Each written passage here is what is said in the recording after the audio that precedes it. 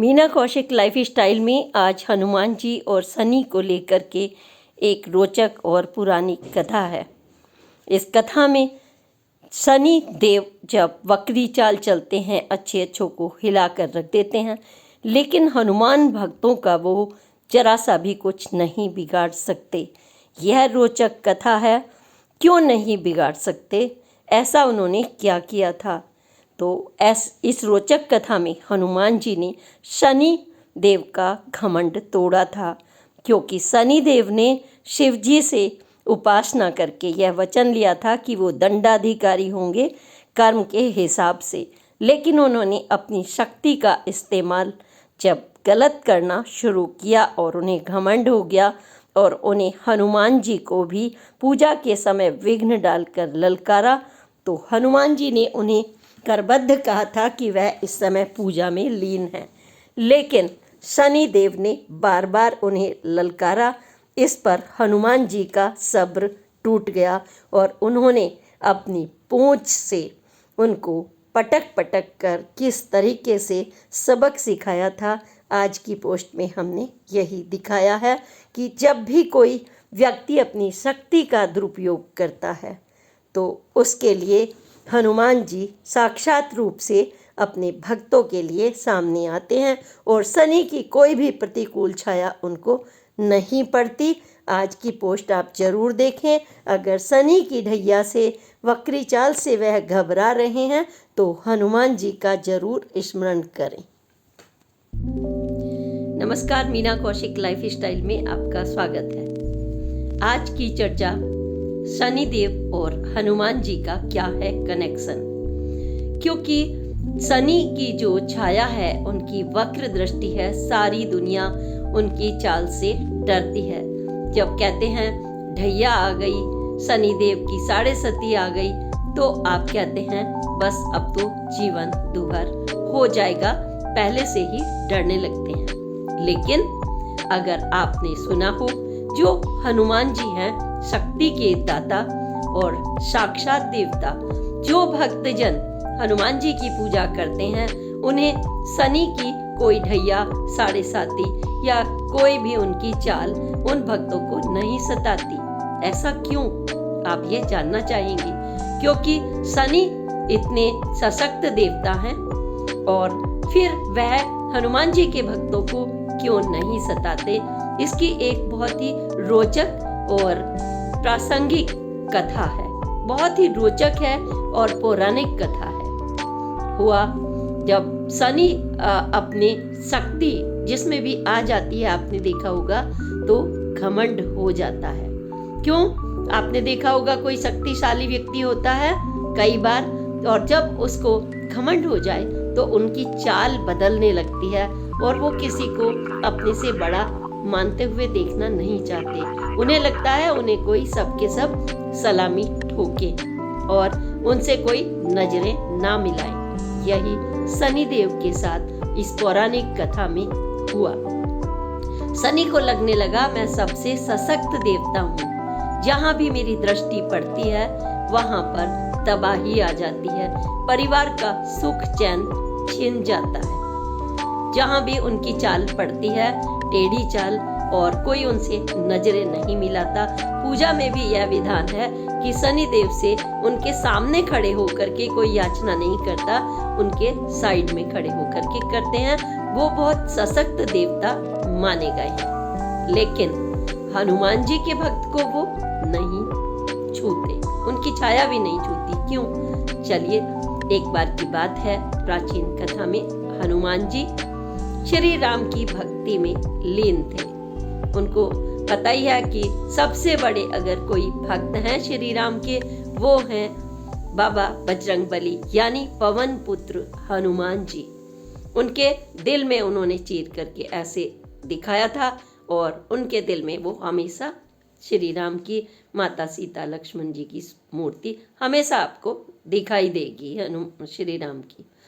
तो वो भक्ति में लीन थे और उसी समय वहाँ पर शनि देव गुजर रहे थे और शनि देव वहाँ पर ठहरे ठिठके और उन्हें लगा कि हनुमान जी उनका स्वागत करेंगे। लेकिन वो खड़े रहे कुछ पल के लिए लेकिन हनुमान जी पूरी तरह से भक्ति में लीन थे। जब एक भक्त लीन होता है तो उसको यह नहीं दिखाई देता मेरे चारों तरफ कौन है, उसका एक अलग लक्ष्य होता है। जो भक्त है उस समय वो पूजा कर रहा है या किसी कार्य में लगा हुआ है, और ख़ास तौर से भगवान श्री राम के अनन्य भक्त, तो उन्होंने मतलब वो अपनी पूजा में लीन रहे। लेकिन शनिदेव ने कहा देखो कौन आया है, पहले हल्के स्वर में कहा मैं शनिदेव। तो फिर भी हनुमान जी अपनी भक्ति में लीन रहे, पूजा में लीन रहे और श्री राम का अपना वो चिंतन करते रहे। दोबारा से फिर शनि ने कहा कि मेरी दृष्टि जिस पर भी पड़ती है उनके तबाही आ जाती है उनके जीवन में, आप देखें कौन आया है। उन्होंने फिर भी नहीं ध्यान दिया और 3 बार शनिदेव ने हनुमान जी को चेताया। तो हनुमान जी को किसी की चिंता नहीं, क्योंकि जब आदमी भक्त कर रहा है या कर्मठता कर रहा है, अपना लक्ष्य साधे हुए है, तो कोई आए जाए उनको मतलब वो आदमी का जो वो होता है लक्ष्य वो नहीं हटता। तो उन्होंने ये नहीं देखा, उन्होंने जब उनको चेतावनी दी कि मैं तबाही आ सकती है, तभी भी उन्होंने कोई परवाह नहीं की और वो भक्ति में लीन रहे। शनिदेव को इस पर गुस्सा आया और चेतावनी ना देने के बाद उन्होंने कहा मैं तुम्हारी राशियों में प्रवेश कर लूँगा और सब कुछ नष्ट हो जाता है जिसके मैं ग्रह चाल में बैठ जाता हूँ और मैं आ गया हूँ। तो उन्होंने कोई खास परवाह नहीं की। इसके बाद भी शनिदेव का गुस्सा और भड़का और उन्होंने शनिदेव ने हनुमान जी की हाथ तेजी से पकड़ लिया वहाँ। आप सोच सकते हैं पवन पुत्र कितने शक्तिशाली हैं, उधर शनिदेव भी शक्तिशाली हैं। एक शक्तिशाली का दूसरे शक्तिशाली ने जब भक्ति में कहिए कि विघ्न ही हुआ एक तरह से, तो हनुमान जी ने विनम्रता से कहा कि मैं भगवान श्री राम की भक्ति में लीन हूँ, आप कृपया कहीं और चले जाएं, इस समय मैं भक्ति के बाद मिलूँगा। लेकिन शनिदेव ने कहा मैं जहाँ जाता हूँ वहाँ पर अपनी वक्री चाल चल देता हूँ। तो उन्होंने वक्री चाल का भी जिक्र किया। तो हनुमान जी ने कहा कि मैं प्रभु के इस समय चिंतन कर रहा हूँ। शनिदेव के जैसे ही शनिदेव ने हनुमान जी के हाथ यहाँ पर कस कर रखा तो उनको लगा जैसे दहकते अंगारे हों हनुमान जी को, और हनुमान जी को हल्का सा गुस्सा आया। उन्होंने कहा कि ऐसा ना करें शनिदेव, लेकिन शनिदेव नहीं माने और शनिदेव ने और उनका बाजू कसकर पकड़ ली और अपने घमंड में चोट यह दिखाने का प्रयास किया कि मैं कितना शक्तिशाली हूँ और मेरे सामने कोई टिक नहीं सकता। उन्होंने कहा कि जिस पर भी मेरी छाया पड़ती है उसका मतलब तबाही निश्चित हो जाती है। अब हनुमान जी से नहीं रहा गया। हनुमान जी ने अपनी पूंछ से शनिदेव की बाजू पकड़ ली और तब उन्होंने बताया कि घमंड क्या चीज़ होती है मात्र पूंछ से, और उन्होंने पटक पटक कर उनकी हालत पौराणिक कथा में ऐसे कहा है खस्ता कर दी, और इतनी बुरी तरह हालत कर दी कि मतलब वो नाम याद रखें हनुमान जी का कि हर एक से टकराना शक्तिशाली हो जाएं तो उचित नहीं, और किसी के कर्म शक्ति में किसी की भक्ति में आप बाधा डालें वो भी उचित नहीं। शक्तिशाली होने का मतलब यह नहीं है कि आपके लिए सब अपनी काम धाम छोड़कर खड़े ही हो जाएं। ऐसा तो आवश्यक नहीं है, क्योंकि आप जिसका प्रभु आपने माना है चिंतन कर रहे हैं, क्या आप उनको छोड़कर उनके उसमें लग जाएंगे चाकरी में? तो नहीं लगेंगे। हनुमान जी ने यही बताया कि जो श्री राम का भक्त है उसे किसी से डरने की आवश्यकता नहीं है। पटक पटक कर हालत खराब कर दी। शनिदेव वहाँ से भागे और उन्होंने देवताओं से भी अन्य याचना की, नारद जी से लेकर सभी याचना की। तो ऐसे में क्षमा मिलने का तो मतलब था नहीं, अंत में उन्होंने कहा कि भाई हनुमान जी से ही आप माफ़ी मांगे, वही दे सकते हैं, वो प्रभु श्री राम के भक्त हैं और आप उन्हीं से आग्रह करें।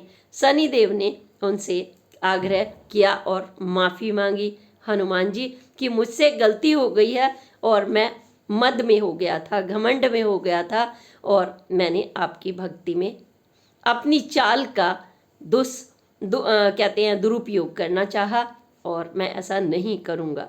हनुमान जी ने माफ़ तो कर दिया, लेकिन वचन लिया कि वह छाया से दूर रहेंगे, उनकी छाया से भी दूर रहेंगे और इस तरह के आगे से नहीं करेंगे।